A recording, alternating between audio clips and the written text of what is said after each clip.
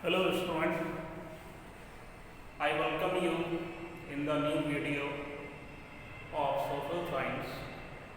In the previous video, we have studied the factors of production, aims of production in the chapter Story of Blaise Passepartout. तो factors of production में हमने पढ़ा कि production करने के लिए जो 4 मेन फैक्टर्स हैं उनमें land, labour, fixed capital and working capital. दूसरे एम ऑफ प्रोडक्शन में हमने पढ़ा कि the production of goods and services that we want, उन सर्विसेज का, उन वस्तुओं का निर्माण करना जिनकी हमें ज़रूरत होती है।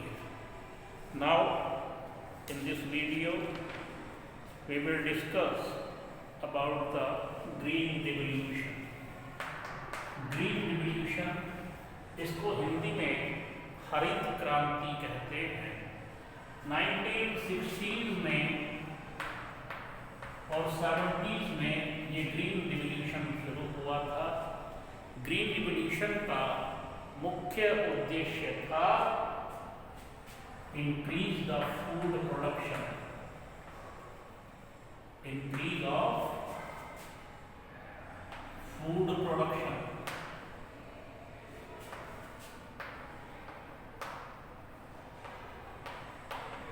increase of food production, खास तौर से ग्रेन्स और ग्रेन्स में भी व्हीट एंड राइस। तो 1960s 70s में, क्योंकि हमारा देश आज़ाद हुआ 1947 में, उस टाइम हमारे देश की अर्थव्यवस्था और देश की जो एग्रीकल्चर थी उसकी हालत बहुत ख़राब थी। और उन दिनों 1960-70s तक हमारे देश में इतना भी अन्न उत्पादन नहीं होता था कि हम लोगों को भरपेट खाना मिल सके। तो इसके लिए गवर्नमेंट ने ग्रीन रिवॉल्यूशन लाए थे, हरित क्रांति लाए थे, व्हीट और राइस का प्रोडक्शन बढ़ाने के लिए, गेहूं का और चावल का प्रोडक्शन बढ़ाने के लिए। तो ग्रीन रिवॉल्यूशन क्या है? ग्रेन्स, खासतौर से व्हीट एंड राइस का प्रोडक्शन बढ़ाना। और व्हीट और राइस का प्रोडक्शन बढ़ाने के लिए क्या किया गया? इंडिया में एग्रीकल्चर यूनिवर्सिटीज बनाई गई, एग्रीकल्चर इंस्टीट्यूशन बनाए गए, जिसमें HYV सीड्स तैयार किए गए। High yielding variety, HYV seeds का मतलब क्या है? High yielding variety, high yielding variety HYV seeds. Seeds माने बीज, वो बीज जो हम खेत में बोते हैं। तो पहले हमारे पास जो बीज थे वो पुराने किस्म के थे, नई उन्नत किस्म के बीज बनाए गए, जिसको आपने सुना होगा हाइब्रिड बोल देते हैं, हाई यील्डिंग वैरायटी। तो हाई यील्डिंग वैरायटी के व्हीट और राइस का प्रोडक्शन बढ़ाने के लिए उन्नत किस्म के बीज बनाए गए। और उसमें किस चीज़ की जरूरत पड़ती है? Chemical fertiliser. Chemical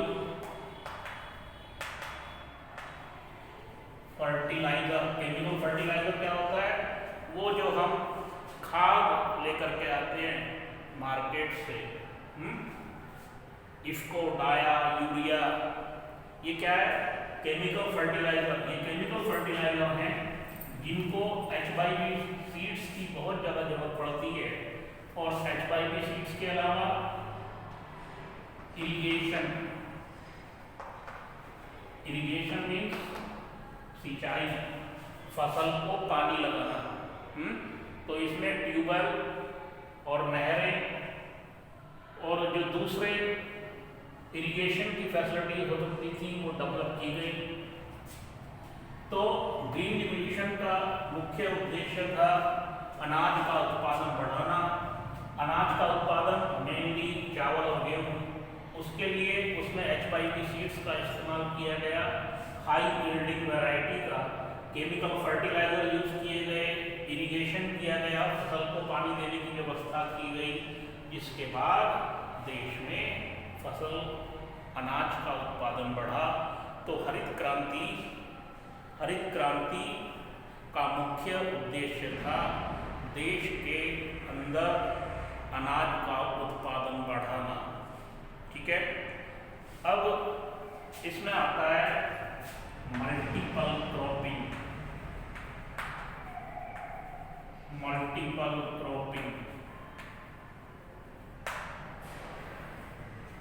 multiple cropping का क्या मतलब है, समझिएगा। Multiple to grow more than one crop on a piece of land.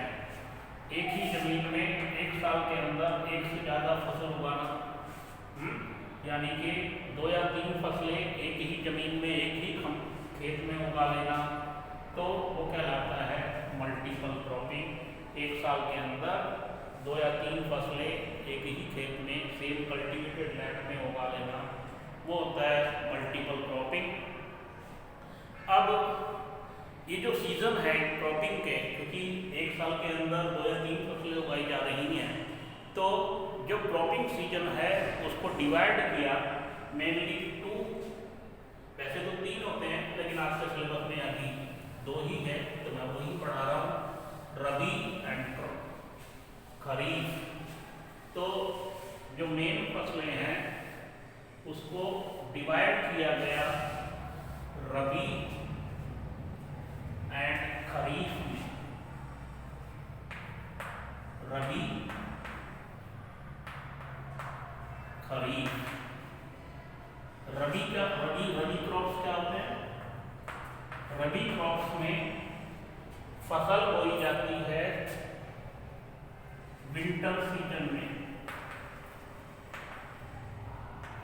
Winter season में फसल बोई जाती है, खासतौर से अक्टूबर टू नवंबर में फसल बोई जाती है, और वो काटी कब जाती है, हार्वेस्टेड कब होती है, अप्रैल टू मई।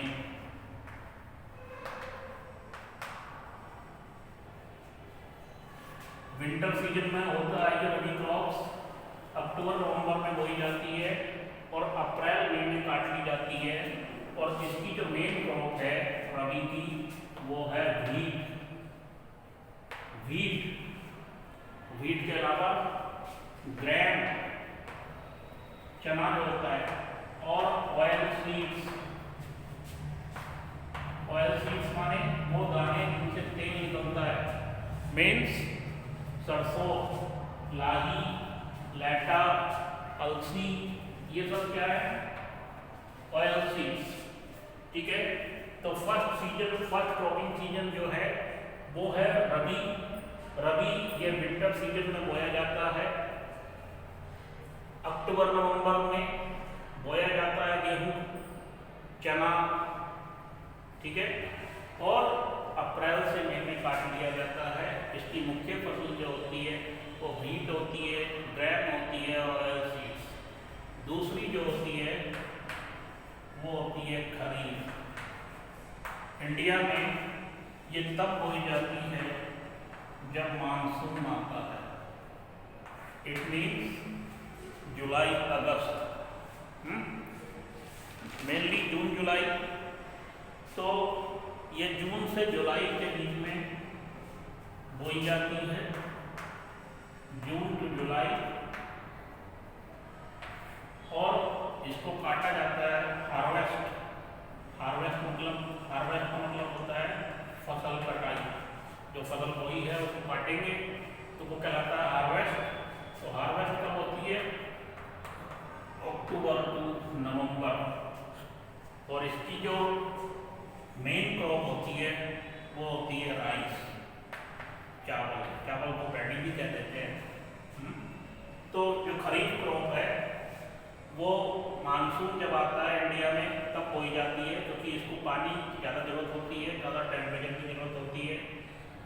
जून से जुलाई में बोई जाती है और इसको काटा जाता है अक्टूबर नवंबर में। और इसकी जो मेन क्रॉप होती है वो होती है राइस। उसके अलावा ज्वार, बाजरा, रागी, ये सब क्या है, ये खरीफ क्रॉप्स में आते हैं। तो अभी मैंने 3 बातें बताई। मल्टीपल क्रॉपिंग, मल्टीपल क्रॉपिंग का मतलब होता है एक साल के अंदर एक खेत में सेम कल्टीवेटेड लैंड में 2 या 3 फसल उगा लेना। उसके बाद मैंने बताया क्रॉपिंग सीजन रबी और खरीफ। रबी जो है वो विंटर सीजन में बोई जाती है अक्टूबर नवंबर में, और उसको काटा जाता है अप्रैल से मई में। और जो खरीफ होती है उसको जब मानसून आता है इंडिया में, जब बरसात शुरू होती है तब बोया जाता है जून जुलाई में, और उसको काटा जाता है अक्टूबर और नवंबर में। क्लियर? अब देखेंगे importance of green revolution.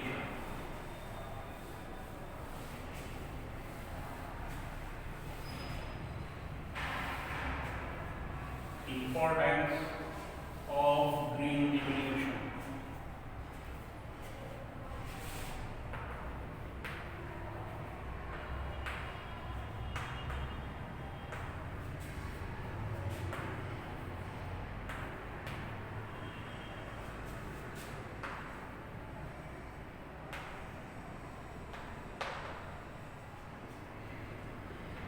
Importance of green revolution. Green revolution की क्या इंपॉर्टेंस है? एक तो ग्रीन रिवॉल्यूशन के आने से फूड ग्रेन्स का प्रोडक्शन बढ़ा, increase the production of food grains. जब ग्रीन रिवॉल्यूशन आया तो जो फूड ग्रेन्स हैं, जो अनाज है, उनका उत्पादन कई गुना बढ़ गया। पहला बेनिफिट क्या हुआ, पहला फायदा क्या हुआ ग्रीन रिवॉल्यूशन का, कि जो अनाज है खासतौर से गेहूँ और चावल, उसका उत्पादन कई गुना बढ़ गया। And India has become self sufficient. और क्या हो गया, इंडिया आत्मनिर्भर हो गया। यानी कि पहले जो हमको अनाज विदेशों से मंगाना पड़ता था अपने लोगों के खाने के लिए, अब वो हमें बाहर से नहीं मंगाना पड़ता, अब हम आत्मनिर्भर हो गए। दूसरे क्या हुआ, जब प्रोडक्शन बढ़ा तो लिविंग स्टैंडर्ड जो था,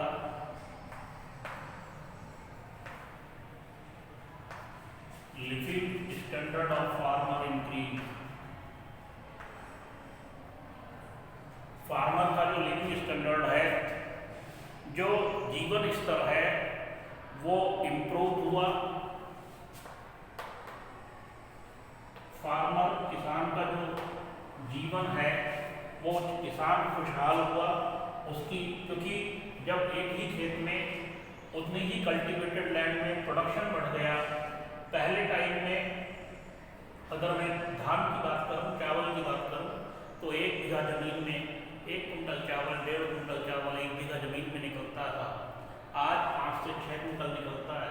तो उत्पादन बढ़ा। उसी तरीके से गेहूँ 1 कुंटल भी मुश्किल से नहीं निकलता था, वो 3 से 4 कुंटल हो गया। तो जब सेम कल्टीवेटेड लैंड में अनाज का उत्पादन बढ़ गया तो किसान का इनकम बढ़ गई, और किसान की इनकम बढ़ गई तो उसका जो जीवन स्तर था वो इम्प्रूव हो गया। उसके पास भी मॉडर्न फैसिलिटीज आ गई। और एग्रो बेस्ड इंडस्ट्री जो थी got a boost. Next point क्या हुआ, जो एग्रो बेस्ड इंडस्ट्री है उनको बूस्ट मिल गया। एग्रो बेस्ड इंडस्ट्री क्या होती है? एग्रो बेस्ड इंडस्ट्री का मतलब है वो इंडस्ट्री जो खेती पे डिपेंड होती हैं, जिनको रॉ मटेरियल खेती से मिलता है, वो एग्रो बेस्ड इंडस्ट्री कहलाती हैं। For example sugar industry.